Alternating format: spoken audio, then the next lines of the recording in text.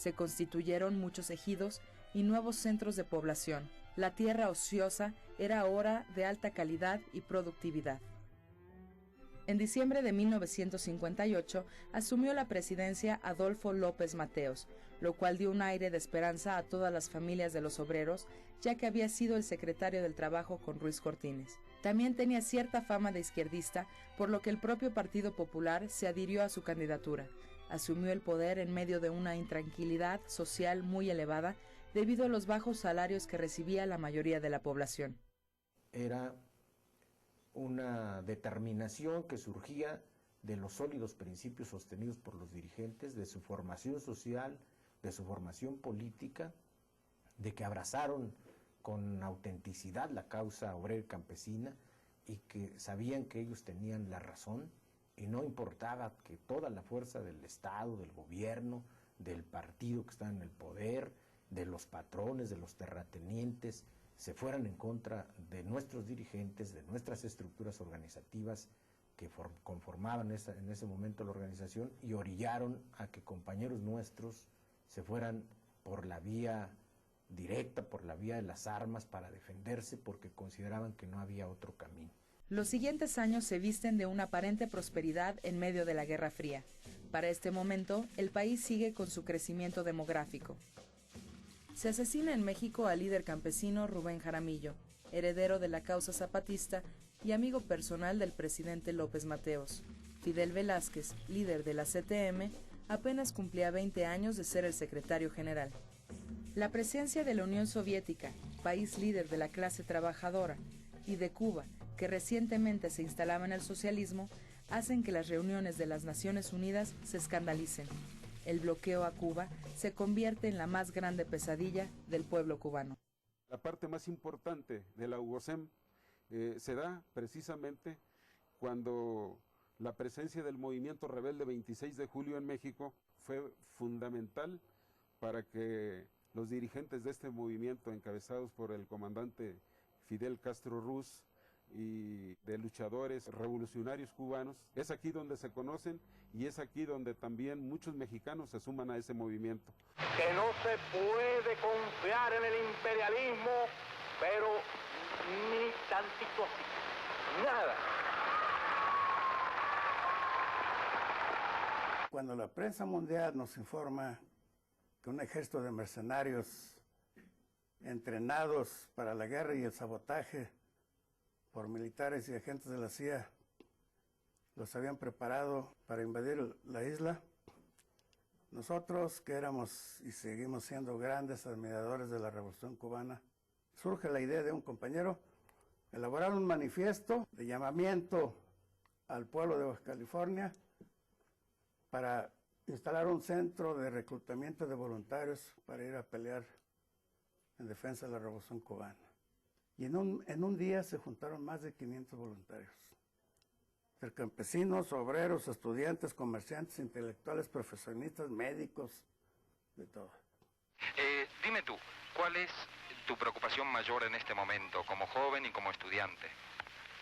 Bueno, mi preocupación mayor yo creo que es en primer lugar la guerra de Vietnam y después el hecho de que logren por fin definitivamente liberarse todos los países subdesarrollados del yugo neocolonialista que lo somete el imperialismo norteamericano.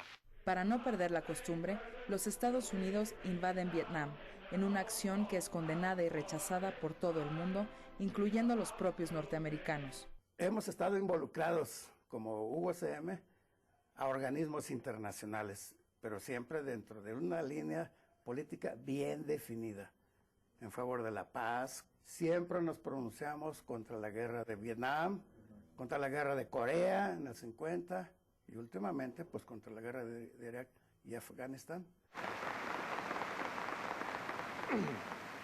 A los desposeídos y marginados, a los que hace 6 años les pedí un perdón que he venido arrastrando como responsabilidad personal. México entró a la década de los 60 en una marcada desigualdad de clases sociales. El gobierno federal, como siempre, se enfocó en aplicar la dura capa del maquillaje político llamado desarrollo estabilizador para seguir adelante con el mismo sistema económico. Jacinto López, cuando dirigió la Unión General de Obreros y Campesinos de México en los 60, fue el primer promotor e impulsor para que en México hubiera una gran central que unificara a todas las organizaciones campesinas que había en el país, incluida la CNC. Los procesos por los que ha atravesado la UGOSEM la han centrado en los sectores más castigados por las políticas públicas a través de los años. La organización se opuso a la Ley de Fomento Agropecuario durante el gobierno de López Portillo, ya que promovía la asociación de los inversionistas con los ejidatarios y comuneros, una vez más sin una reglamentación que protegiera primero los intereses de los campesinos que viven en esos núcleos de población.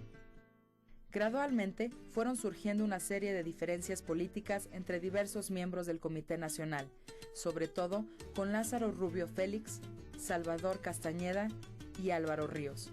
Las pugnas internas culminaron con la separación en 1968 de Jacinto López y todos los partidarios del Partido Popular Socialista para construir el Partido Obrero Agrario Mexicano.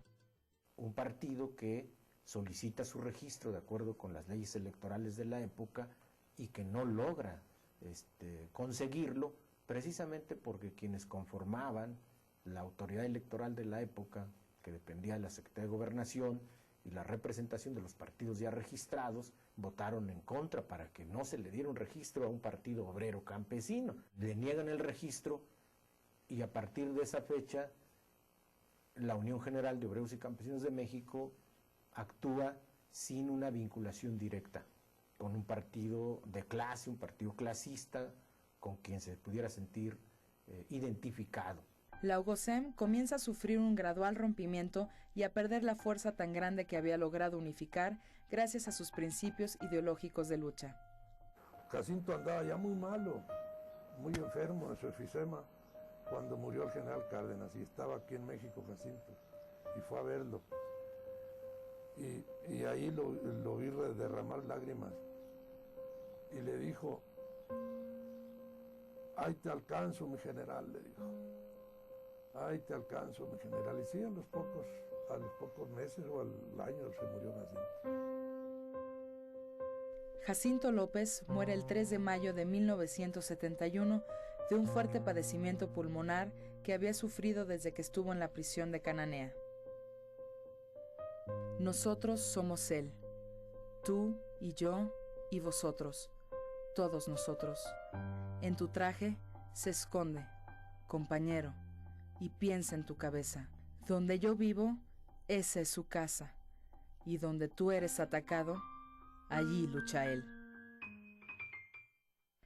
Sin importar las diferencias políticas o los numerosos intentos por parte del gobierno federal de desintegrar la Unión General de Obreros y Campesinos de México, los principios ideológicos y la creencia absoluta en defender los derechos de la clase obrera en México mantienen viva la organización. Esta central obrero-campesina mantiene una fraternidad muy cercana con los diversos sindicatos y organizaciones que la forman, y luchará siempre en unidad y nunca en el aislamiento. Sufrí una gran decepción a la muerte de Jacinto, porque la Unión General estaba muy fuerte, era la más grande organización del país. Iba Lombardo y Jacinto a Ciudad Obregón a las manifestaciones del Día del Trabajo el 1 de mayo. Mire, unas hileras de 10 o 12 en fondo, y cogido así de los brazos, donde iba Lombardo, Jacinto, todos los líderes, ¿no?